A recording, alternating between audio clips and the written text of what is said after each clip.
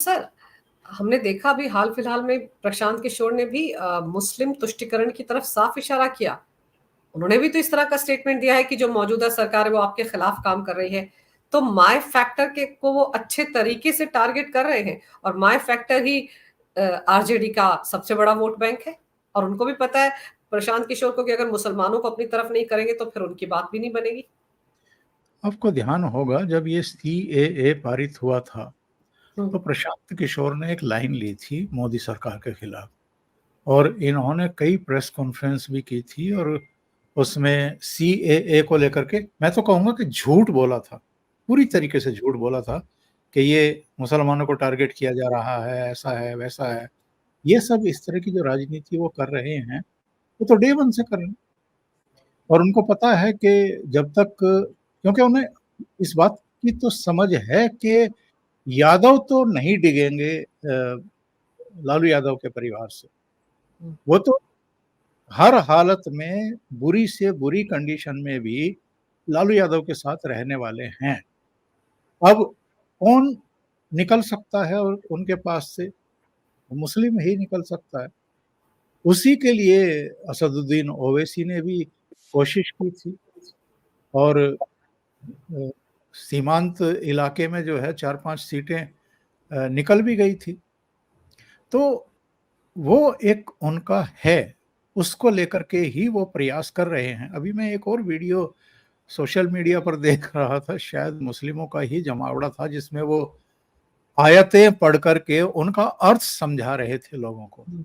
एक इकरा शब्द का वो लोगों को मतलब समझा रहे थे और बल्कि अगर मैं सीधे-सीधे अपने पश्चिमी उत्तर प्रदेश वाली भाषा में कहूँ, हुँ। तो मुसलमानों को बुद्धू बता रहे थे कि अरे भाई, तुम लोगों ने इतने सालों तक देश पर राज किया है, आपका जो हमारा राष्ट्रीय आंदोलन था, स्वतंत्रता संग्राम आंदोलन था, उसमें कितना बड़ा कंट्रीब्यूशन था और आजकल आप बुद्धू बने हुए हैं। कुछ इस भाषा में वो बात कर रहे थे। तो एक तरीके से वो मुसलमानों के बीच में खड़े होकर के उनको नसीहतें दे रहे थे और ये कह रहे थे कि चालाक बनो, पढ़ लिख लो, जाहिल मत रहो। इस तरह की लैंग्वेज का इस्तेमाल कर रहे थे। तो टारगेट उनका है वो। और सर जैसे आप कह रहे हैं ना कि वो आयतें पढ़ रहे थे, तो मुझे जैसे आपने कहा मैं एक वीडियो देख रहा था सोशल मीडिया पर, तो मुझे तो एक वीडियो महाराष्ट्र का भी याद आ गया। उद्धव ठाकरे घिरे हुए थे, गाड़ी से बाहर निकलने की कोशिश कर रहे हैं और वहाँ पर नारे तकदीर लग रहे थे, क्या तकदीर बोलते हैं? मुझे तो वो शब्द भी ठीक से बोलना नहीं आ रहा। मतलब मुसलमान वहाँ पर इकट्ठा होकर नारेबाज़ी कर रहे थे और फिर किसी ने लिखा था कि ये सच में क्या कभी हिंदुत्ववादी नेता थे? उद्धव ठाकरे के बारे में मैं कल संयोग से बहुत और से कर से कुछ ज्ञान ले रहा था। कभी-कभी मैं उनको फ़ोन कर लेता हूँ कुछ हुँ, मुद्दों पर, क्योंकि वो तो महाराष्ट्र की दाई हैं। बिल्कुल। तो मैंने मैंने उनसे कहा, मैंने कहा, बहू, ये क्या हो गया है उद्धव ठाकरे को? कभी बाला साहब ठाकरे मातोश्री से बाहर निकलते भी नहीं थे। हुँ, किसी को अगर मिलना होता था तो वो मातोश्री ही जाता था। यहाँ तक कि 2012 में जब प्रणब दा राष्ट्रपति पद के उम्मीदवार बनाए गए, तो हुँ, वो अलग-अलग प्रदेशों की राजधानी में जा रहे थे, अलग-अलग राजनीतिक दलों के नेताओं से मिल कर के उनसे समर्थन की माँग कर रहे थे अपने लिए। तो वो मुंबई भी गए थे और मातोश्री भी गए थे और उस समय बाला साहब ठाकरे जीवित थे। वो बाला साहब ठाकरे जिस सिंहासन नुमा कुर्सी पर बैठते थे, तो प्रणब दा उनके बराबर में बैठे हुए थे। तो मैंने कहा, हमने तो वो दौर भी देखा है भाऊ, तस्वीरों में और वीडियो में, और जावेद मियांदाद जैसे लोग और कई ऐसे लोग जो हैं वो अ, उनके यहाँ मातोश्री में गए थे। हुँ। तो आज क्या हालत है कि गेटवे ऑफ इंडिया पर एक जमावड़ा लगा करके, एक पोस्टर हाथ में पकड़ करके, जूता हाथ में पकड़ करके चीफ मिनिस्टर और दोनों डिप्टी चीफ मिनिस्टर के ऊपर वो जूतों से प्रहार करते हुए दिखाई दे रहे हैं उद्धव ठाकरे। मैंने कहा, इन्होंने क्या हालत कर ली है और कितना नीचे गिरेंगे? तो बाबू का बड़ा दिलचस्प जवाब था। उन्होंने कहा था कि गिरे हुए तो पहले से ही है, आप लोग नहीं समझ रहे थे कि ये गिरे हुए हैं।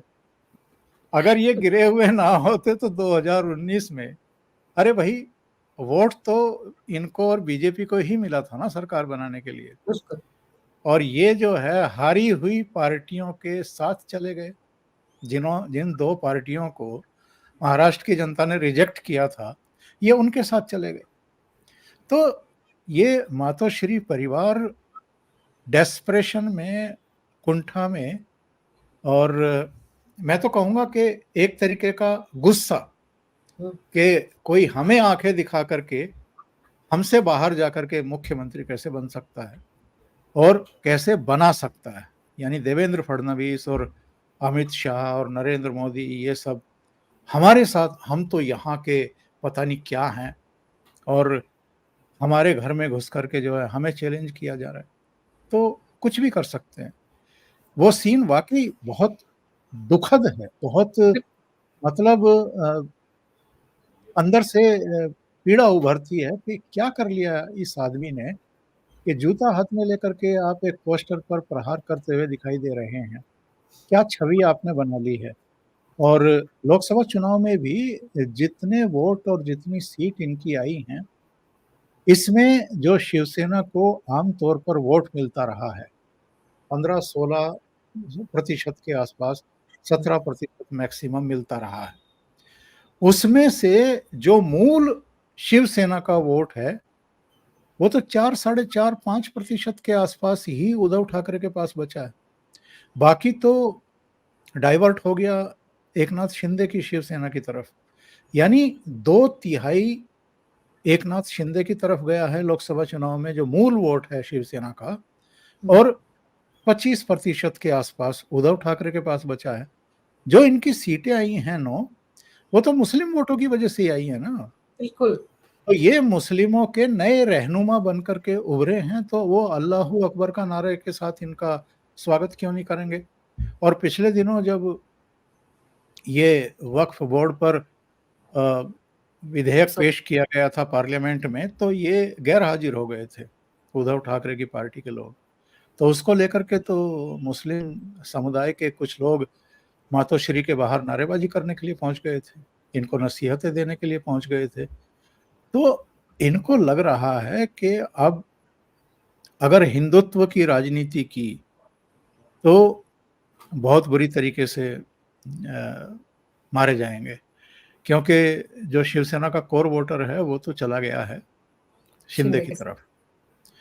अब ले दे करके आसरा जो है और सहारा, वो शरद पवार की एनसीपी, कांग्रेस पार्टी, और जो उनका मूल वोटर रहा है यानी मुस्लिम, तो वही हैं, उन्हीं की राजनीति करनी है। लेकिन बड़ा दिलचस्प इधर महाराष्ट्र की राजनीति में देखने को मिल रहा है। कांग्रेस भी थोड़ी सहमी हुई है और एनसीपी यानी शरद पवार भी थोड़े से डरे हुए हैं कि अगर मुस्लिम वाकई उद्धव ठाकरे के पीछे चले गए तो फिर हमारी दुकान तो बंद हो जाएगी, हमारा क्या होगा। तो इसलिए अभी सीटों को लेकर के तमाम तरह की रस्साकसी चल रही है, नेतृत्व को लेकर के भी बहुत रस्साकसी चल रही है। और ये जो जूते वूते मारते हुए पोस्टर पे दिखाई दे रहे हैं उद्धव ठाकरे, इसकी वजह ये है कि वो बस कैमरों पर महाराष्ट्र की जनता को किसी भी मूवमेंट को, किसी भी आंदोलन को लीड करते हुए दिखना दिखा चाहते है। हैं कि भाई स- नेता तो मैं ही हूं और मेरी वजह से ही यहाँ नाना पटोले भी आए हैं, मेरी वजह से ही शरद पवार को भी आना पड़ा है। तो ये एक एक तरह का डेस्परेशन है, क्योंकि ये दोनों पार्टियां उनको मुख्यमंत्री का चेहरा बनाने को तैयार नहीं है। सर यही है। और जैसे आपने कहा ना कि वो वक्फ बोर्ड वाले बिल को लेकर किस तरह से मातोश्री के बाहर मुसलमानों ने एक अच्छा खासा जमावड़ा बना दिया था नारेबाजी की। आप सोचिए वो मातोश्री का बाहर का इलाका जहां पर नवनीत राणा हनुमान चालीसा नहीं पढ़ पाई थी, घर में बंद कर दिया था, गिरफ्तार हो गई थी, वहां पर मातोश्री के सामने मुसलमान जो समुदाय उसकी इतनी हिम्मत हो गई, उनको अलाउ कर दिया गया कि वो वहां जाकर नारेबाजी कर सकते हैं उद्धव ठाकरे के खिलाफ। आप सोचिए कि अब तो उद्धव ठाकरे और ज्यादा दबाव में भी आ गए होंगे। अब तो उनको समझ में आ रहा होगा कि एक बार उनका साथ देकर उन्होंने पंगा तो ले लिया है, अब तो उनसे मुंह भी नहीं मोड़ सकते। कम से कम वो हिंदू वादी लोग जिन्होंने इनको वोट दिया है, वो तो बेचारे इनके घर के बाहर आके नारे नहीं लगा रहे ना कि हमने आपको वोट दिया, आजकल आप बदले बदले से नजर आ रहे हैं। अब सोचिए कि किस राजनीति की में किस दिशा में आगे बढ़ गए हैं उद्धव ठाकरे। 2021 की एक घटना याद करिए अंजू जी, तो आपको जवाब मिल जाएगा। नारायण राणे ने एक स्टेटमेंट दे दिया था, वो सेंट्रल मिनिस्टर थे उस समय, कैबिनेट मंत्री थे। उन्होंने कहा कि ये उद्धव ठाकरे को ये भी पता नहीं है, मुख्यमंत्री तो बने बैठे हैं, कि आज़ादी कौन से साल में मिली है। भाषण देते हुए पीछे मुड़ करके अपने किसी कार्यकर्ता से पूछ रहे थे कि कौन से साल में जो है आज़ादी मिली और ये कौन सी वर्षगांठ है, कौन सा ये। बोला कि मैं वहां होता तो एक थप्पड़ रसीद कर देता। तो नारायण राणे ने जो है वो बयान दिया था, और इसके तीसरे चौथे दिन जब वो जन आशीर्वाद यात्रा पर थे महाराष्ट्र में, तो उनको इन्होंने गिरफ्तार करवा लिया था। केंद्रीय मंत्री को गिरफ्तार कराने की संभवतः महाराष्ट्र में ये पहली घटना थी। हालांकि महाड़ कोर्ट ने बाद में जमानत भी दे दी, रात को 11 बजे के अपने घर भी चले गए। लेकिन उस समय ये कहा गया इनकी तरफ से, जब इस पर बवाल हुआ कि भाई आपने सेंट्रल मिनिस्टर को कैसे गिरफ्तार कर लिया, और ऐसी कोई बात भी नहीं थी कि जिस पर आप पूरा पुलिस फोर्स लगा करके और एक मंत्री को गिरफ्तार करा करके इस तरीके से बेइज्जत करें। तो कुछ सूझा नहीं, तो हो सकता है शरद पवार ने ज्ञान दिया हो कि ये कह दो कि मुख्यमंत्री के बारे में अगर अपमानजनक बातें कही गई हैं तो पूरे महाराष्ट्र का ये अपमान हुआ था, इसलिए हमने गिरफ्तार करा लिया।